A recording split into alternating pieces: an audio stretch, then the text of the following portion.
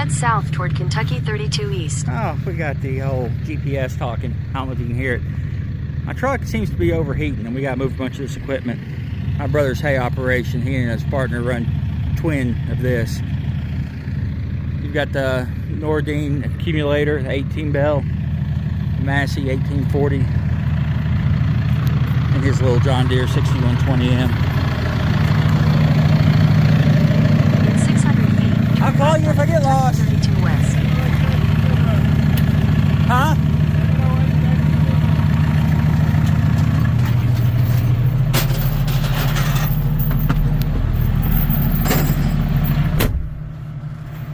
Now he keeps his tractor a little bit dirtier than I like.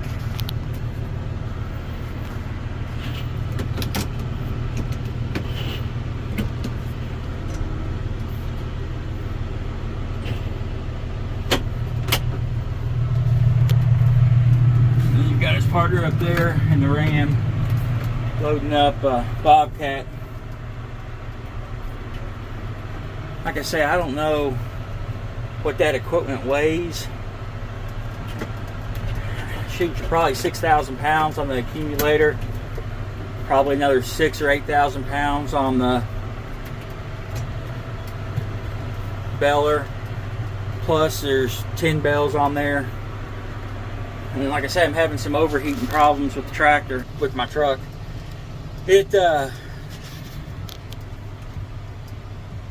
Hopefully the radiator's just dirty. Well, I'm gonna get the truck in here. Get the tractor in. I got about a 40-minute drive. Go ahead and see if I can get a head start on them by the time they get loaded. That way I'm not holding up everything. It's gonna have some issues getting some equipment back, but theoretically I should be able to drive this back tonight. Alrighty, time to hit the road. The little buddy there got behind me. Hold on a second, we gotta upshift. Upshift.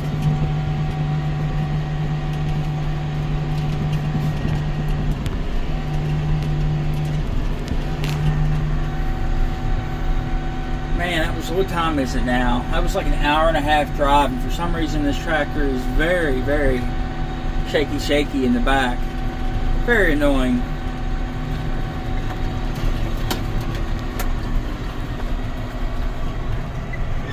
Picked up another truck. Could be a farm owner, could be a helper. The guy in that dolly that was just in front of me, he has a feed and hay business. That's his full-time job. My brother here, you know, he's a firefighter, so he's just does it part-time in the summer.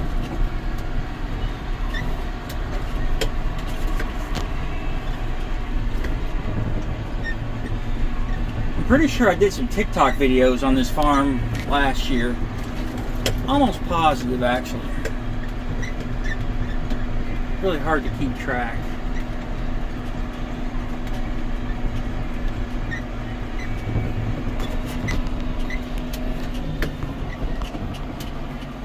What he's going to do, he's going to drop those Bobcats and back up to this trailer to get that big tractor up. Which, by the way, is one of our original farm tractors. You know what I'm driving and what my brother drives, it's all new, but that bad boy's original. You can't see, but I bet that's what we're baling over there. Oh, horrible dust. Alright, let me get situated. We'll bring you back when we get some rapidoodles around. Yeah, my brother said, nope, give me my tractor back. John Anderson, woo! Good stuff. For those that don't know, these John Deere's got 4 speeds per gear. That tractor I drove up here's got the ABC, D, E, and F. My brother's tractor's got no E and F. Whew.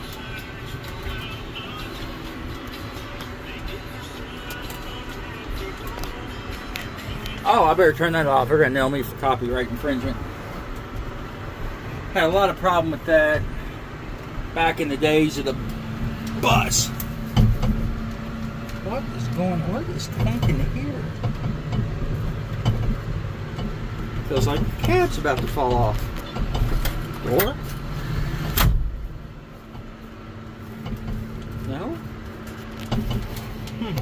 But like I say, this guy and my brother run the same equipment. It's amazing how much money is sitting out here in this field. The guy in the blue right there was driving that tractor with a hay tedder on the back and got creamed the other night.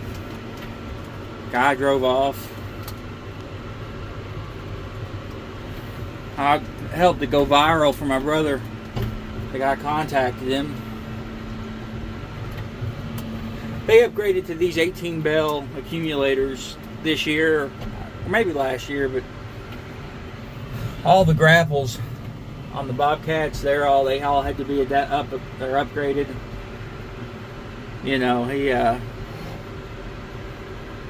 it's all about how many bells they can get out of the field, how quick they can do it. We got to grease these balers, and then we should be ready to go. This is new compared to last year. I think it beeps depending on where you need to be, faster or slower, so that's pretty cool.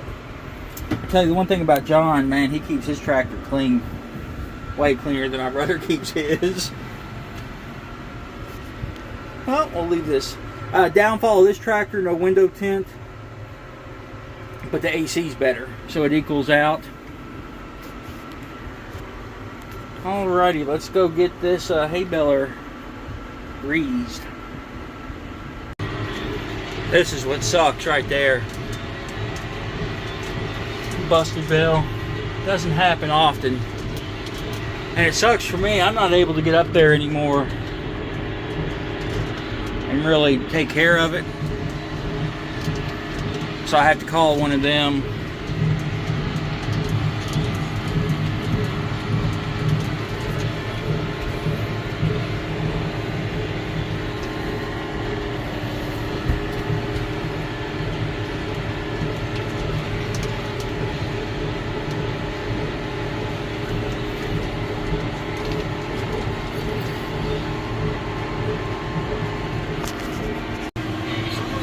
Yeah, we're back to where we started. Brother's down there having some sort of issue. This is where I dumped the first load where I had trouble. Had one more issue, and I think he had one more issue. And then we did a full pass until just now. You know, these are windrows, or what these rows are called. And what you want to do when you get them done, you want to get the out tube cleared so you got room to go back and forth and turn around. You can't turn very sharp on, you know, this piece of equipment. It likes to jam up back there. I tell you, it's a hot one today, and things have changed. You know, things have changed just ridiculous over the years. When I started belling, it was with a 986 International and a New Holland round beller. And you had to stop and you hand tied everything, had a crank behind it.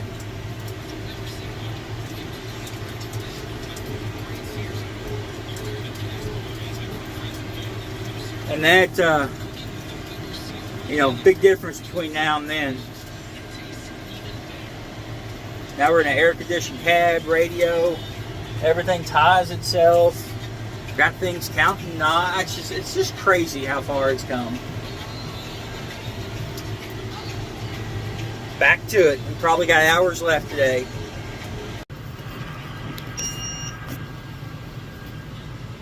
Why is it beeping? You know, one thing, if you've done any farming, you know what this is. Shear bolt.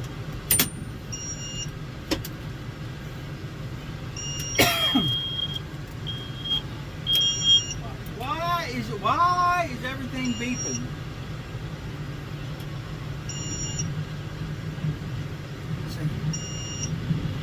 Help me figure this out. Any hootie. Damn, friggin' inhalation. The tractors are connected to the equipment with the PTO.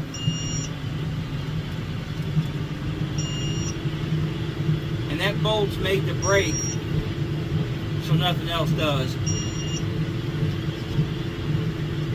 I mean, equipment since the 50s have had shear bolts.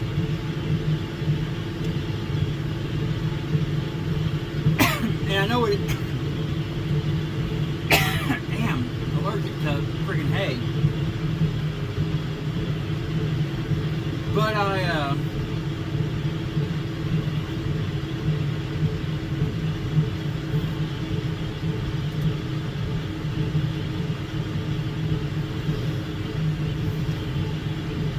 counting strings. But I hit a wet spot back there and it jammed it up, and it shears that shear bolt so you don't tear anything else up on the equipment. It's actually, my brother said he's done 3 today. This hay in here is extremely tough, is what he said, is what does it.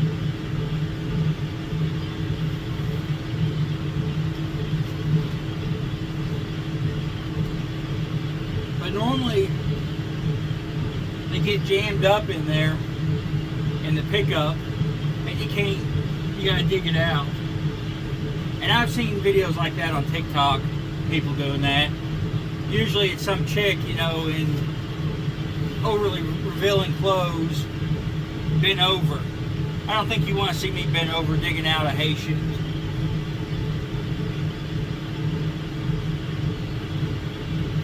But I stuck my hand in there and everything was fine on it. It wasn't overly tight. Back in the old days, they would get so packed you'd almost have to cut it out. And then I reached up and spun the flywheel, and it spun by hand, and it shouldn't. That's because it wasn't connected. The PTO shaft wasn't technically connected to the equipment because the shear bolt broke. Sometimes you have proper shear bolts. I know, like my bush hog, it's got, I just use grade 5 bolts. That's what they are.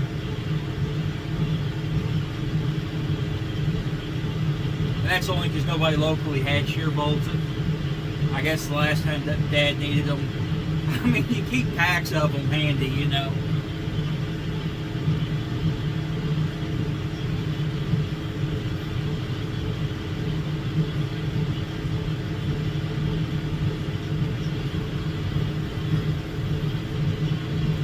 I don't know what time it is. It says 4:30 on the iPad. So we've been here. I started at noon, probably 12:30, probably in the field by 1. 3 hours, we've done 900 and something bells, I would assume. So we're moving right along. We still got a long way to go. I've kind of started, while he was that last breakdown, I cut the field in half, and it's the longest rows. And the clunking that I'm hearing is the cab. Shocks are bad. This tractor's big enough. It's not air ride, a shock ride cab, and they were on back order through John Deere, I guess. He said he's got them on order.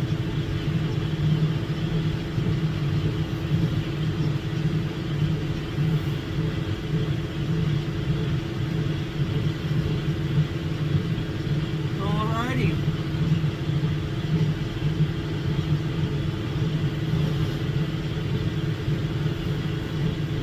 Now I'm going to turn you guys off and get back to it. Another day, another hay bale. Just kidding. Well, you're like, what time is it? Almost 8. So we're about 8 hours in, and I just don't know if we're going to get it all done today. Really needs to. We're supposed to have some rain. If Brother's baler was doing like it was supposed to do, it would be a lot easier. This guy down here, Brother brought him in to help move hay. Hold on a second, starting a new row. He's carrying busted bales over and putting them in the windrows. That way we don't have to circle back and get them. I was going to say you can't see any of the other spots. But yeah, we're far enough ahead of the loaders they brought in another loader, or another transporter, I guess, to get stuff. I don't know, the hay barns where these are going are several hundred yards away, and you don't want one of the Bobcat guys sitting. So you want enough transporters to keep the Bobcat guys going. Which they're pretty caught up right now, so he's got time to help. Well, help my brother. All my stuff's going pretty good, knock on wood. So while he's waiting to get loaded, he can help with the busted bales. But then what we run into, those top two numbers, 17 and 19, that's the moisture content. I don't know what this customer wants on it, but the last time I baled for him, it was late, and it got up to like 20, 22, 23%. I think that's too high, and that's what you run into, the dew point. Once the dew starts to fall, you really got to watch that. Now, this is the first year that they're running this system, and it's pretty slick what it does. It keeps tracks of fields, jobs, hay bales, how many strokes are in it. The weight seems off. I don't think we're doing 95-pound squares. Bale count, you know, like this job on average, 15% moisture, you know, which is pretty good. It's slick little setup. You know, it's funny, in the older equipment, you seem like you go a lot faster than you are here. I mean, where I'm only doing 1.9 miles an hour, but the windrows are so big, it is pushing out stuff quick. So, kind of cool. Alright, back to it. Damn. We couldn't make it till dark. The hay is now in case. In case you were wondering, that's bad. Oh shoot, too funny, too funny. It's like it seems to get wet and hard. And the baler doesn't like it. But I'm back here. Brother's bringing the other tractor. I'm gonna take it home tonight. This guy will have to finish this field tomorrow. I'm assuming my brother works. That seems like an excessive number of vehicles are gonna be left here though. We'll get it figured out though. As always, you guys be good and be safe. Thanks for watching the video of me doing a little bit of hay work today. About 9 hours worth. But anyways, we'll catch you next time.